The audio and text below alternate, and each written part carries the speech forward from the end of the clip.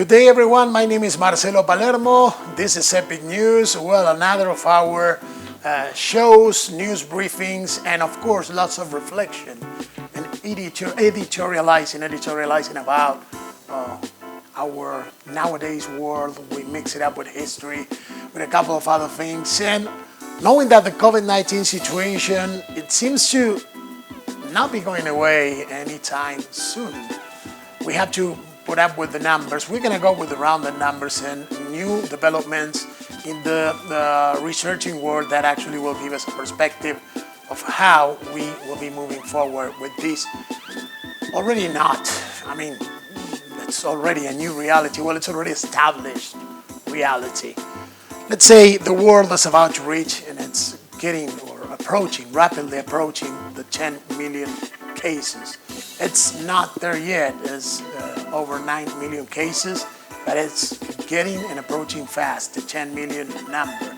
In the United States of America, we're getting to the over 2.5 million cases. The rate of deaths is going up as well, but not as steady as it used to be a couple of months ago, especially March and April and early May.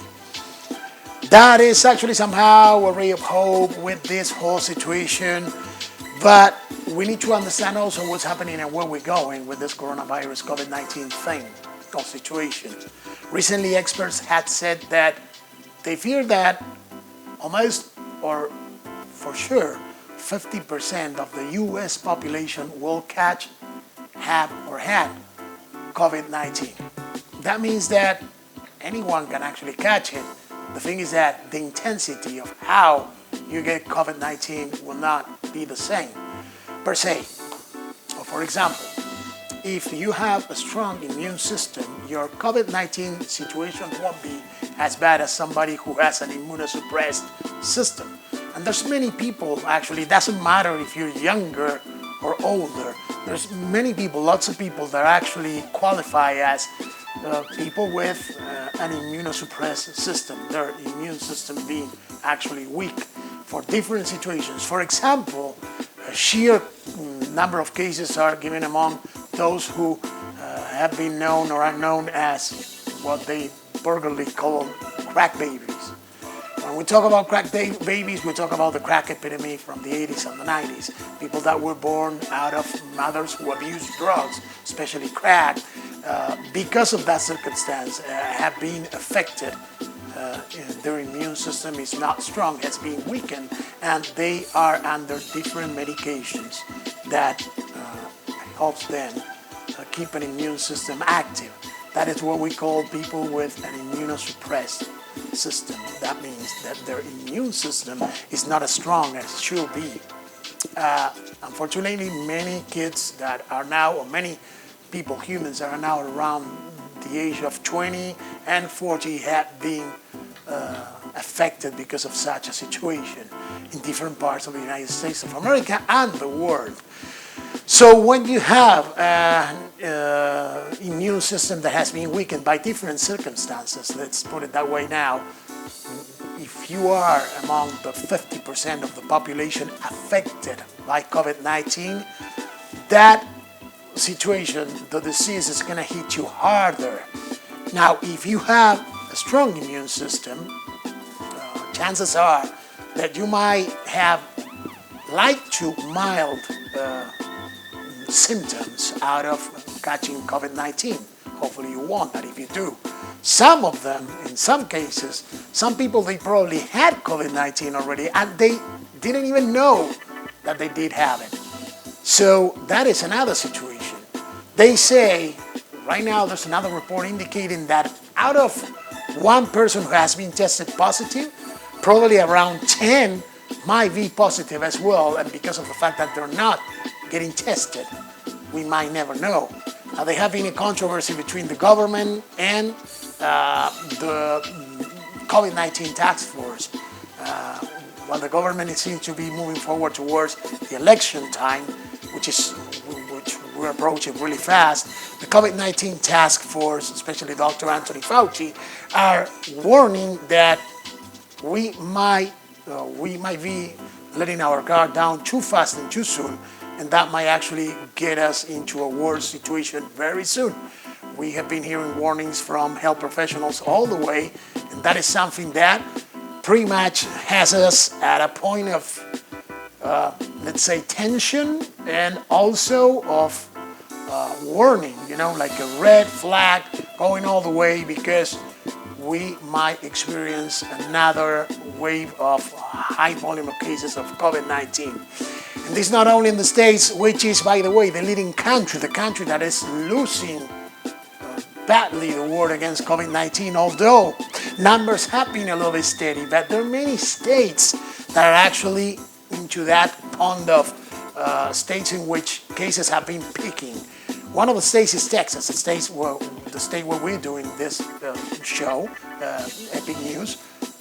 The southwest part, here in El Paso, Texas, for example, we picked over 4,500 cases around there. The death rate actually haven't gone that high. We are around 125, but it is a worrying fact that the state of Texas, which is one of the biggest states in the country, with over 20 million inhabitants, actually had seen a peak in cases. Same thing with California, the case of New York, that right now is kind of stable, but had experienced a peak as well recently. That actually worries the rest of the country. Well, the United States of America is the leading country, unfortunately, in numbers of cases. The second one is the Latin American giant, which is Brazil. Brazil is doing terrible, actually, and they have over 500,000 cases. And then other countries that have been picking up as well, such as the case of India, which started doing somehow good, and they have been steady in the first months of the COVID-19 pandemic situation, and now they're among the most affected countries. Same thing with Russia, for example. In the case of Italy, Spain, and the United Kingdom, and Germany, among the most affected countries in Europe, things have been steady now. And we have seen this because of the sports events being conducted right now in a very sad way. We're all public, but still.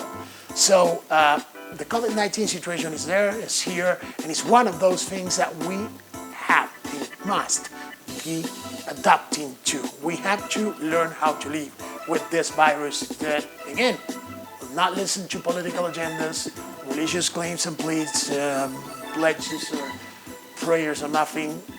God will, the virus wouldn't. So we are up to see how this virus situation evolves. We don't know exactly how is it going to keep on going. We have to have faith, but we also have to be resilient and learn how to adapt. The way humans did thousands of years ago. Just think about an anthropological and prehistorical event, which was the Ice Age, in different stages and eras. And humans back then, in way lesser numbers, had to adapt and actually migrate from one place to another, and from that place to another as well, and eventually see how, unfortunately, nature will deal harshly with them and seeing their populations being decimated, and keep them moving forward and adapting their immune system in order to become stronger and to survive. And the proof that they did is that, well, we are here, right now, and we keep on moving forward. Same thing, lastly, when we talk about history and the legacy of the United States of America, well, there are many things that, of course, many people think of them as shameful and disgraceful. One of the things is undoubtedly the most shameful thing that happened in this country is slavery. So now we see people all over the country tearing down statues of Robert E. Lee and other characters and other historical figures that have been in the wrong side of history, let's put it that way, especially during the Civil War. Well, one analogy, I was talking to a friend of mine from Germany recently, and he was telling me, well, what would you think if you will go to Germany and you will see that somebody will erect a Hitler statue just to preserve historical legacies? And I'm like, no, that will be horrible. But the same thing, people that have been affected by slavery, or that their previous generations, unfortunately, have been affected by slavery, or ethnicities that have been affected by the wrongdoings of history, by humans, will feel if they see a statue of somebody who stood for slavery, or fought because they wanted to defend slavery, or committed the act of treason by trying to separate some states from the nation because of the fact that they wanted to defend the unfortunate and disgraceful enterprise of slavery some 100 years ago, many years ago. So when you see somebody despising a statue of somebody, of some historical character who stood for slavery and for everything that is disgraceful, it is a black blur, like a really dark blur in the history of the country, of the history of the world, hence the history of the world as well. You have to think about how that person feels, what he or she absorbed throughout his life or her life, and how we actually perceive and absorb history as well. Just think about this. If one ethnicity or another, if one group of people or another have been negatively affected by a historical period in the history of humanity, we need to understand that that disgraces us all as a whole, as a species, as humans. And if that is the case, just think about it. If you will be in that side of history, in the side that have been affected, in the side that had suffered and endured violence and discrimination the most, what would you do? What would you think about seeing a statue or a monument erected honoring an oppressor of somebody who stood on the wrong side of history? Thank you all very much for being here with us. My name is Marcelo Palermo. This is Epic News. And remember, this is news editorializing, the way of communicating in a smart, intelligent way. Thank you very much. You all have a great day.